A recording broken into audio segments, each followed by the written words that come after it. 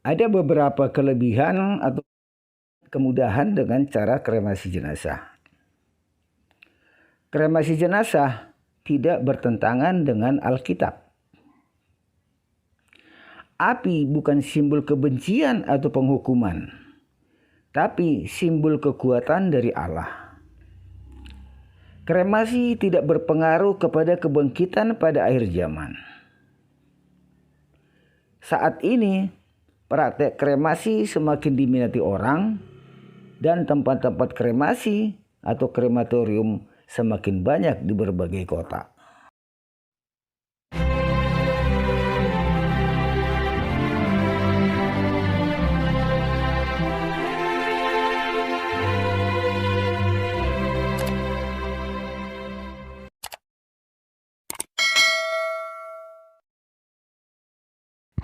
Salam untuk para sahabat.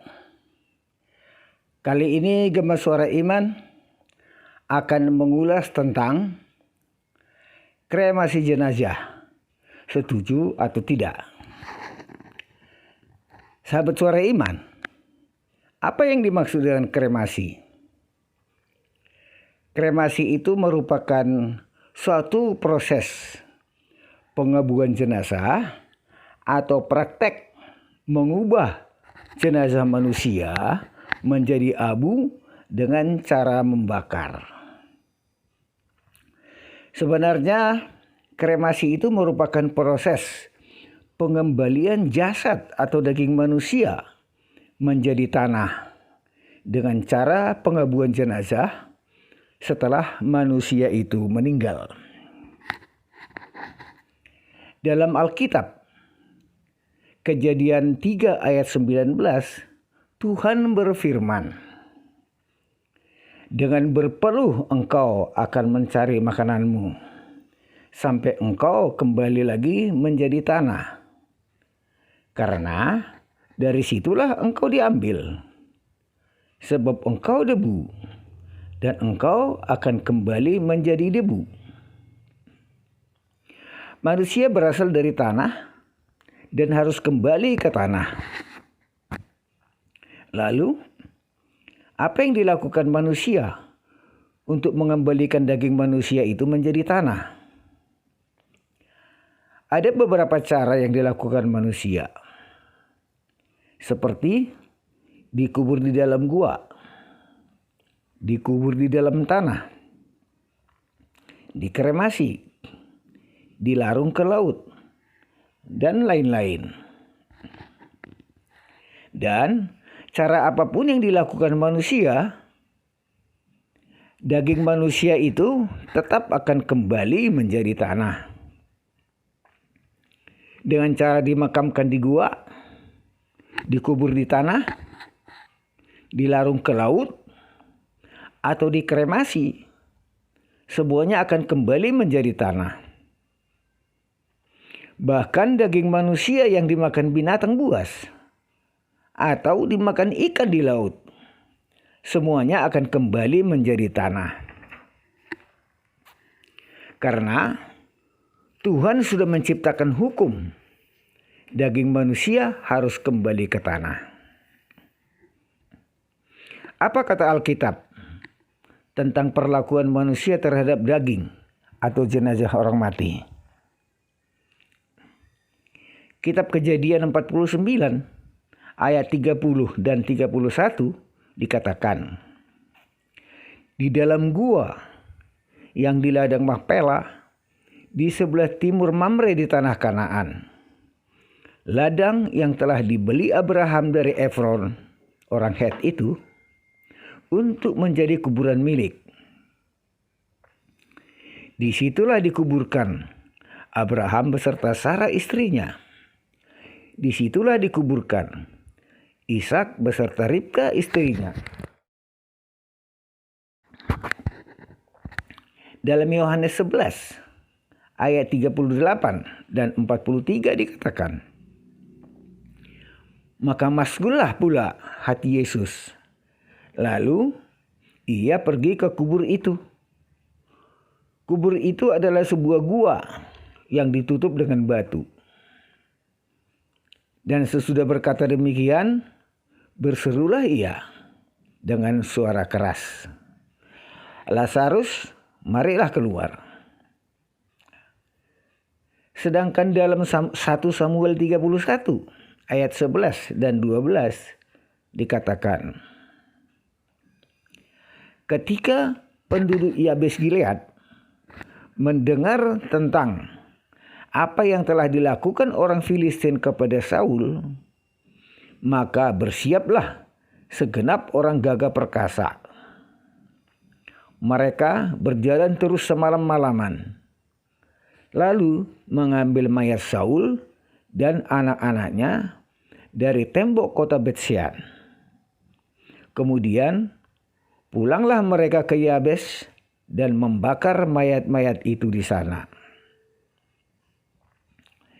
Di dalam Alkitab, jenazah orang mati dikubur di dalam gua atau dibakar dengan api atau dikremasi. Ada beberapa pendapat atau pandangan terhadap cara atau praktek perlakuan terhadap jasad manusia yang sudah meninggal. Misalnya, penguburan di dalam tanah. Penguburan di dalam tanah saat ini lebih umum dilakukan karena pelaksanaannya dianggap lebih mudah. Namun kadang-kadang timbul masalah untuk menentukan tempat pemakamannya. Di samping itu, ada yang mengatakan tidak tega kalau harus memasukkan keluarga yang mereka sayangi ke dalam lubang, kemudian ditimbun dengan tanah. Setelah terkubur, jenazah itu ditinggalkan sendirian sampai membusuk. Ada hal-hal lain yang menjadi pemikiran bila jenazah dikubur di dalam tanah. Yang pertama, kemungkinan terjadi penggusuran makam, terutama di daerah perkotaan atau daerah yang sedang berkembang. Misalnya, pembangunan jalan atau pembangunan pusat perbelanjaan. Yang kedua, penguburan di tanah masih meninggalkan beban atau kewajiban bagi keluarga yang ditinggalkan, seperti harus melakukan perawatan rutin dan terus-menerus, membersihkan makam dan memperbaiki kerusakan. Kemudian harus melakukan kunjungan atau ziarah keluarga secara rutin dan terus-menerus. Kedua masalah ini sangat dirasakan oleh keluarga yang tinggal dan hidup di tempat yang jauh dari kuburannya. Contoh peristiwa. Ada satu keluarga yang berasal dari Kalimantan, tinggal dan hidup di Jawa Tengah. Mereka mempunyai 2 orang anak. Kedua anaknya sudah berkeluarga. Yang satu tinggal di Jakarta dan yang satu lagi tinggal di Sumatera. Ketika orang tuanya meninggal, mereka pulang ke Jawa Tengah. Setelah selesai pemakaman, mereka kembali ke Jakarta dan Sumatera. Selama bertahun-tahun, kedua anaknya tidak pernah merawat atau berziarah ke makam orang tuanya karena kesibukan pekerjaan. Peristiwa yang menyedihkan adalah ketika mereka bertemu dengan seorang kenalan dari Jawa Tengah yang mengatakan bahwa kuburan orang tua mereka sudah tidak ada. Ternyata kuburan orang tuanya sudah digunakan oleh orang lain. Peristiwa ini terjadi karena tidak ada keluarga yang merawat atau yang ziarah. Kejadian seperti ini bisa terjadi kepada siapa saja. Bahkan keluarga yang tinggal dalam satu provinsi pun, kalau berbeda kota, bisa terjadi. Nah, sekarang bagaimana bila jenazah dikremasi?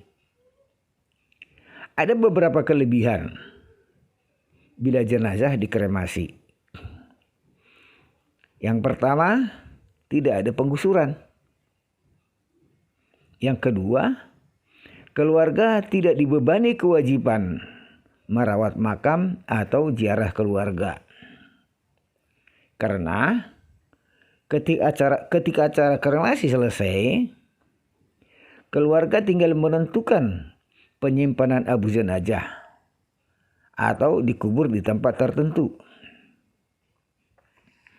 Namun, masih ada beberapa pihak yang tidak sependapat dengan cara kremasi. Mereka berpendapat api merupakan lambang kebencian atau penghukuman seperti neraka. Pada waktu Tuhan membangkitkan manusia pada akhir zaman, dagingnya tidak bisa dibangkitkan karena sudah menjadi abu. Nah, benarkah api itu sebagai lambang kebencian atau penghukuman? Benarkah jenazah yang sudah jadi abu tidak dapat dibangkitkan lagi?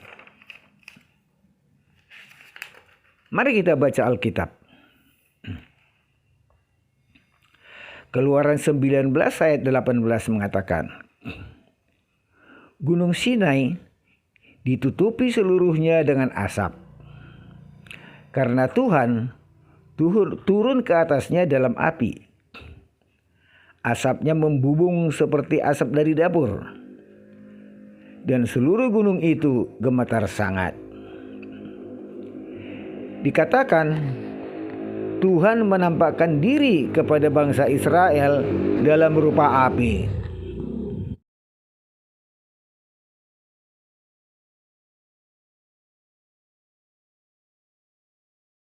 Tuhan datang dalam kemuliaannya dalam rupa api. Api digunakan Allah menunjukkan kekuasaan dan kekuatannya. Api bukan lambang kebencian atau penghukuman. Dalam 2 Tawarikh 16 ayat 13 dan 14 dikatakan, kemudian Asa mendapat perhentian bersama-sama nenek moyangnya. Ia mati pada tahun ke-41 pemerintahannya. Dan dikuburkan di kuburan yang telah digali baginya di kota Daud. Mereka membaringkannya di atas petiduran yang penuh dengan rempah-rempah dan segala macam rempah-rempah campuran yang dicampur menurut cara pencampur rempah-rempah. Lalu menyalakan api yang sangat besar untuk menghormatinya. Raja Asa adalah seorang raja yang taat kepada Allah dan dihormati rakyatnya. Api dijadikan sebagai tanda atau lambang penghormatan kepada orang yang meninggal yang semasa hidupnya berbuat kebaikan. Api bukan simbol kebencian atau penghukuman, tapi simbol penghormatan dan kasih. Nah, kemudian benarkah kalau daging atau jenazah manusia dikremasi jadi abu, maka pada hari kebangkitan Tuhan tidak dapat membangkitkannya kembali? Kalau ada yang berpikir seperti ini, bukankah kamu telah mengatakan Tuhan itu tidak maha kuasa? Adakah yang tidak mungkin bagi Tuhan? Untuk meluruskan pendapat ini, mari kita baca apa kata Yesus dalam Markus 12 ayat 25. Sebab apabila orang bangkit dari antara orang mati, orang tidak kawin dan tidak dikawinkan, melainkan hidup seperti malaikat di surga. Yohanes 6 ayat 63 mengatakan, rohlah yang memberi hidup. Daging sama sekali tidak berguna.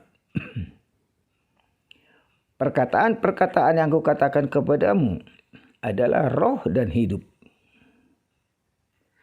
Kemudian 1 Korintus 15 ayat 50 mengatakan,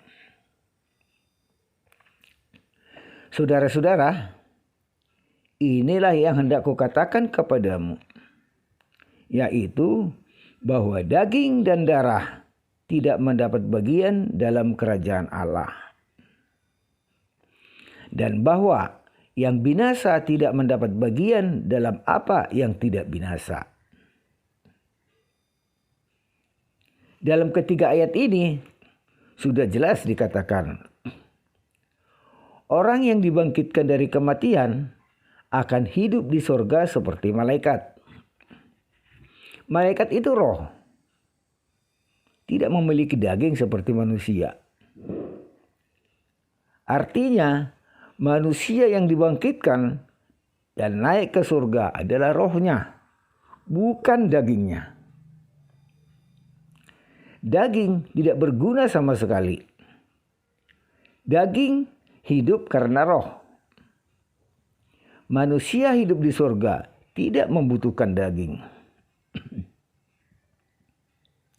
Surga adalah alam roh yang kekal. Di dalam surga tidak ada tempat untuk daging dan darah. Tubuh manusia adalah daging dan darah.